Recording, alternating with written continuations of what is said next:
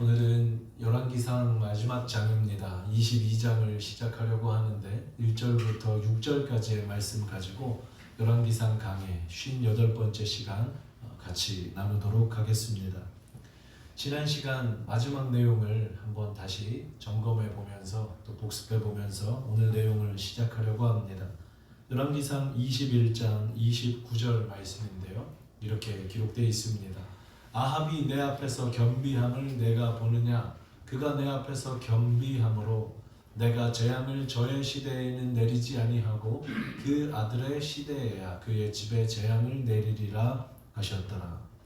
사랑하는 성도 여러분, 우리는 지난 시간에 아합이라는 왕이 하나님의 엄위하신 말씀을 듣고 회개한 모습을 살펴보았습니다. 하나님의 말씀이 얼마나 무서웠던지 풀이 죽어 다녔다라고 했습니다. 음식도 잘 먹지 않았다고 했죠. 하나님께서 그 모습을 보시고 오늘 본문 29절에 엘리야 선지자야, 아합 왕이 내 앞에서 겸비함을 네가 보았느냐? 겸비라는 말은 새가 날개를 접는 것이라는 뜻이라 했습니다. 새가 날개를 접는다는 것은 가장 중요한 행위를 하지 않는다는 말이기에 우리는 그 모습을 보고 겸비, 겸손이라는 말로 사용하죠. 이 아합 왕이 하나님 앞에 겸손했습니다. 그런데 지난 시간에 살펴봤지만 뉘우치는 건 했지만 돌이키는 건 하지 않았다. 회개 중에서 회까지만 했다. 절반뿐인 반성이었다. 이렇게 우리가 살펴본 바 있습니다. 이 내용에 이어서 이제 22장 1절 말씀을 보겠습니다. 22장 1절 말씀 이렇게 기록되어 있습니다. 아람과 이스라엘 사이에 전쟁이 없이 3년을 지냈더라. 사랑하는 여러분, 첫 번째 메시지 드립니다. 회개의 기회는 영원하지 않다라는 겁니다.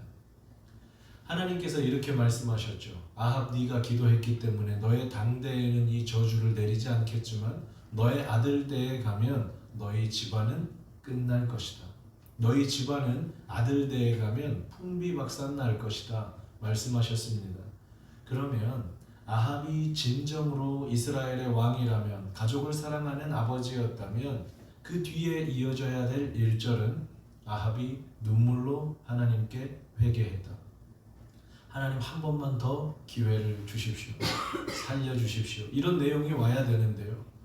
이 열왕기상의 기자는 1절 말씀에 갑자기 어떤 내용을 삽입해 놓았습니까? 아람과 이스라엘 사이에 전쟁이 없이 3년을 지냈더라. 이 말씀이 없어도 될 것 같은데 굳이 삽입해 놓았습니다. 어떤 의미입니까? 하나님께서 당장 심판을 내리시지 않고 아람과 이스라엘에는 전쟁도 없고 아무 일도 일어나지 않는 것 같은 3년의 기회를 주셨다는 겁니다. 이 3년의 기간 동안 아합이 하나님께 기도하지 않았을 뿐만 아니라 회개하지 않았음을 명시하는 것입니다.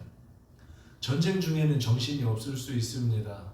어려운 일을 당하면 그 일 해결하느라 급급할 수 있습니다. 그런데 전쟁이 없었습니다. 하나님이 아직 심판을 내리시지 않았습니다.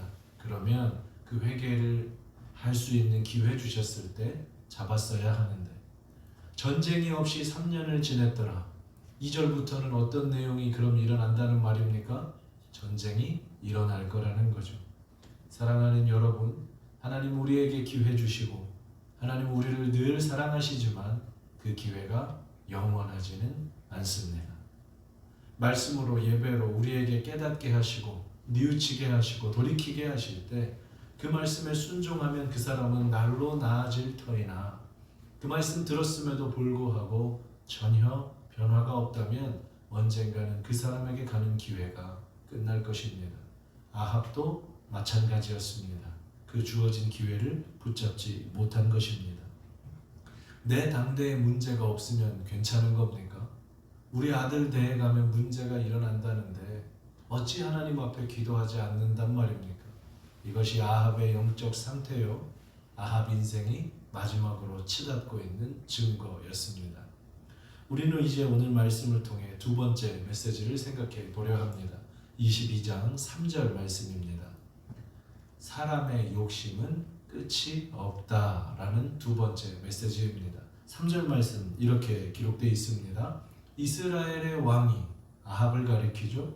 아합이 이르되 길르앗 라못은 본래 우리의 것인 줄을 너희가 알지 못하느냐. 우리가 어찌 아람의 왕의 손에서 도로 찾지 아니하고 잠잠히 있으리요 하고. 어떤 뜻입니까? 3년 동안 아람과 이스라엘 사이에 전쟁이 없었는데 어느 날 이 이스라엘 왕 아합의 가슴 속에 한 가지 일이 떠오른 겁니다. 어떤 일이 떠올라요? 우리 아버지 때에 뺏겼던 땅이 있거든요. 아람에게. 이 아합의 왕은 우리가 열왕기상을 쭉 공부했지만 오므리라는 왕입니다. 이 오므리라는 왕이 아람 왕과 전쟁을 하면서 길르앗 라못이라고 하는 땅을 빼앗겼거든요. 근데 지금요, 아합이 어느 날 그 길르앗 라못을 생각하는데 저거 원래 우리 땅인데 저 땅 내가 가져와야 되는데 지금도 전쟁 없이 충분히 평안하게 지내고 있고 특별히 지금은 하나님께서 너희 가정에 심판 내리신다고 했던 근신의 시간인데 아합의 시선이 또 어디로 가 있어요? 땅에 가 있죠. 더 가져야겠는 거예요. 지금 있는 것보다 다시 더 가지고 와야겠는 겁니다. 아합이라는 사람은 지난 21장에도 그렇지만 자기가 갖고 있는 것에서 만족하지 않고 더 가지려다가 늘 문제를 일으킵니다. 왕이기 때문에 수많은 포도원을 가지고 있었지만 나봇이라는 사람의 포도원 하나 더 가지려다가 이 저주를 받지 않았습니까? 똑같습니다. 수많은 땅들을 가지고 있고 지금은 아람 왕과 전쟁도 안 하는 상황인데 이 갑자기 길르앗 라몬 다시 가져와야겠다. 이것 때문에 무리한 전쟁을 하게 되고 이 전쟁에서 아합은 전사하게 됩니다. 사람의 욕심은 끝이 없다라는 거죠. 지난 시간들에 살펴봤던 열왕기상 20장 34절을 보면 이 내용이 기록되어 있습니다. 벤하닷이 왕께 아뢰되 내 아버지께서 당신의 아버지에게서 빼앗은 모든 성읍을 내가 돌려보내리이다. 어떤 배경인지 잠시 설명드립니다. 아합이 좋은 왕이 아니었음에도 불구하고 하나님께서 은혜를 주셔서 아람과 전쟁을 하는데 2번을 이겼습니다. 우리는 그 기적적으로 일하셨던 하나님을 지난 시간들을 통해 살펴봤죠. 그때 패했던 벤하닷이 아합에게 이런 약속을 합니다. 우리 아버지께서 당신의 아버지 오므리에게서 빼앗은 성읍들을 돌려드리겠습니다. 여기에 길르앗 라못이 들어있거든요. 그런데 오늘 본문에 아합이 길르앗 라못을 가지고 오자 그럼 뭘 하나 알 수 있죠? 벤하닷이 약속을 지키지 않았다는 겁니다. 돌려드리겠습니다. 제가 졌기 때문에 인정합니다. 이 땅은 원래 주인에게로 돌아가야 됩니다. 근데 돌아가지 않았다는 거예요. 아합이 이게 생각났고 길르앗 라못을 가져와야겠다. 그게 오늘 본문이라는 겁니다. 야고보서 1장 말씀 볼까요? 야고보 사도를 통해 우리에게 이런 말씀 전해주시죠. 오직 각 사람이 시험을 받는 것은 자기 욕심에 끌려 미혹됨이니. 잘 보십시오. 욕심이 잉태한 즉 죄를 낳고 죄가 점점 장성한 즉 사망을 낳느니라. 그렇습니다. 아합은요 자기 욕심에 끌려 미혹되기 시작했고 그 욕심이 잉태해서 죄를 낳았고 그 죄가 아합의 가슴 속에 계속 자라면서 결국은 사망을 낳게 됩니다. 다음 시간과 그 다음 시간을 통해 살펴보겠지만 이 아합이 얼마나 비참한 죽음을 당하게 되는지 우리는 이 본문들을 통해 확인하게 됩니다. 이제 오늘 메시지 살펴볼 세 번째입니다. 마지막 메시지인데요. 22장 4절입니다. 잘 보십시오. 주님이 내게 순종하게끔 살아가는 사람과 주님께 내가 순종하며 살아가는 사람이 있습니다. 비슷한 말 같은데 천지가 구분될 정도로 다른 말입니다. 우리 주님이 내게 순종하십시오 라고 살아가는 사람과 주님께 내가 순종하는 사람이 있다는 거죠. 4절 말씀에 여호사밧이라는 왕이 나옵니다. 이 여호사밧은 북쪽 이스라엘을 지금 아합이 다스리고 있었고 남쪽 유다를 여호사밧이 다스리고 있었습니다. 이 북쪽을 다스리고 있던 아합이 아람과 전쟁을 해야 되는데 이스라엘만 가지고는 조금 불리할 것 같은 거예요. 그래서 어떤 방법을 씁니까? 남쪽 유다에 있는 여호사밧에게 말합니다. 우리 같이 연합하자. 연합해서 같이 아람을 치자. 그런데 여호사밧이 여기에 왜 응답했을까요?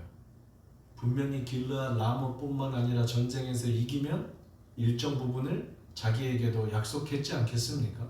자기도 생각할 때 머리를 굴려볼 때 훨씬 이득이 되겠다 싶으니까요. 이 여호사밧도 함께 전쟁에 동참하기로 합니다. 남쪽 유다와 북쪽 이스라엘 연합군이 형성된 거죠. 그 여호사밧 왕이 말합니다. 아합 당신은 그 여호사밧에게 아합이 말합니다.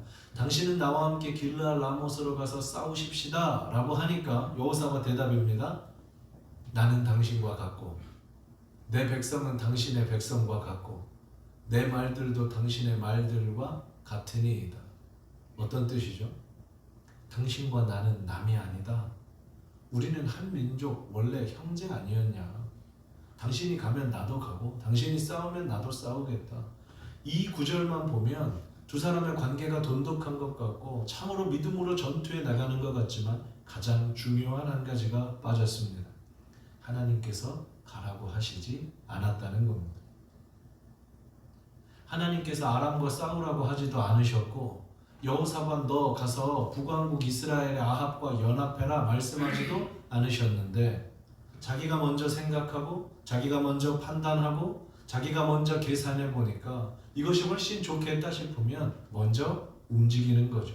그리고 나서 그 다음에 뭘 사람이 구할까요? 주님 내게 순종하십시오 라고 구하는 거죠. 이 순서가 뒤바뀌기 시작하면 주님이 말씀하실 때 순종하는 사람과 내가 결정해놓고 주님 내게 순종하십시오 라는 사람이 이렇게 다르다는 겁니다. 계속해서 5절 말씀 한번 보겠습니다. 여호사밧이 말합니다. 이스라엘 왕에게 말하죠. 먼저 여호와의 말씀이 어떠하신지 물어보소서. 사랑하는 여러분, 4절과 5절의 순서가 바뀌어야 되지 않습니까? 먼저 우리가 연합하고 아람과 싸우는 것이 하나님의 뜻인지 물어보소서. 하나님이 오케이 라고 대답하시면 그때 4절 말씀, 내가 당신과 같고 내 말들은 당신의 말들이고 이 순서가 맞을 텐데 지금 바뀌어 있잖아요. 내가 당신과 싸우기는 할 겁니다. 이미 결정했습니다. 그러나 형식적으로라도 하나님이 이 전쟁에 함께 하실지 물어보셔야 하지 않겠습니까? 이게 여호사밧의 상태 그리고 아합의 상태였습니다. 역대하 말씀에서는 이 여호사밧의 행동이 죄악이었다고 선지자를 통해 분명히 기록합니다. 역대하 말씀 봅니다. 19장 2절인데요. 예후라는 선견자가요 전쟁을 마치고 돌아온 여호사밧에게 이렇게 말합니다. 악한 자를 돕고 여호와를 미워하는 자들을 사랑하는 것이 옳으니까. 여기서 악한 자 누굽니까? 하나님께서 심판하시기로 했던 아합인데 어찌하여 왕은 악한 자를 자기 임의대로 판단해서 도와줍니까? 여호와를 미워하는 그 사람들을 왜 왕께서는 사랑하십니까? 그 다음 구절 보십시오. 그러므로 여호와께로부터 진노하심이 왕에게 임하리이다. 오늘 다 살펴보지는 못하겠지만 우리 열왕기상 22장을 보면 이 여호사밧도 하나님의 심판을 받고 죽게 됨을 우리는 보게 됩니다. 오늘 이제 본문 마지막 말씀인데요. 열왕기상 22장 6절 말씀입니다. 아합이 어떻게 하는지 보십시오. 여호사밧이 지금 뭐라고 말했죠? 그래도 우리 하나님께 물어는 봐야 되지 않겠습니까? 6절에 이스라엘 왕 아합이 선지자를 400명쯤 모았습니다. 그리고 나서요 그들에게 말하는 거죠. 내가 길르앗 라못에 가서 싸우랴 말랴. 사랑하는 성도 여러분, 이 구절을 제가 끝까지 읽어보겠습니다. 올라가소서 주께서 그 성읍을 왕의 손에 넘기시리이다. 이 말만 보면 우리 삶에 얼마나 큰 힘이 되는 말입니까? 어떤 거를 해야겠는데 어떤 일을 추진해야겠는데 망설이고 있을 때 열왕기상 22장 6절만 딱 펼쳐놓고 보면 그 일 하소서, 올라가소서, 주님이 그 성읍을 당신의 손에 넘겨주실 겁니다. 그런데 이 문맥을 보십시오. 전혀 그런 말이 아닙니다. 400명의 선지자들이 아합에게 왔는데요. 어용 선지자들이죠. 생각해 보십시오. 왕이 400명을 불러놓고요. 이미 전쟁할 준비 다 하고 남쪽에서는 여호사밧 왕도 불러놓고 군사들도 다 준비가 돼 있습니다. 그리고 물어보는 거예요. 우리가 싸울까 말까? 무슨 말이죠? 오케이라고 대답 안 하면 너희들의 목숨도 없다라는 거죠. 단 한 사람도 하나님께 여쭤보고 선지자들이 대답하지 못하고 그들이 말하는 겁니다. 싸우십시오. 올라가십시오. 주님이 함께 하실 겁니다. 주님이 승리를 주실 겁니다. 라고 말하는 겁니다. 말씀을 정리해 보겠습니다. 사랑하는 성도 여러분, 오늘 22장 1절부터 6절까지 말씀을 통해서요, 우리 세 가지 정도 메시지를 한번 생각해 보았습니다. 먼저 첫 번째는요, 하나님 사람에게 늘 회개의 기회를 주시는데 그 기회가 영원하지 않다는 겁니다. 늘 기한이 있습니다. 잊지 마십시오. 하나님이 우리 마음 가운데 은혜 주실 때, 하나님이 우리 마음 가운데 찔림을 주실 때 그 목소리에 반응하지 않으면 언젠가는 그 소리가 사라지게 될 것입니다. 두 번째로는 사람의 욕심은 끝이 없다는 겁니다. 왕으로 삼아주셨는데도 그 포도원 하나 더 가지겠다고, 왕으로 삼아주시고 평안한 3년을 주셨는데도 길르앗 라몬 딱 어떻게든 그거 하나 더 갖고 오겠다고 그 욕심이 아합을 집어삼킵니다. 마지막입니다. 주님이 내게 순종하십시오 라는 사람도 있고 주님께 내가 순종하겠습니다 라는 사람도 있다는 것을 우리는 본문을 통해 살펴보았습니다. 이 세 가지 메시지 기도의 제목으로 바꾸어 주님 앞에 올려드리면서 우리 시간 기도하며 나아가겠습니다. 기도합니다.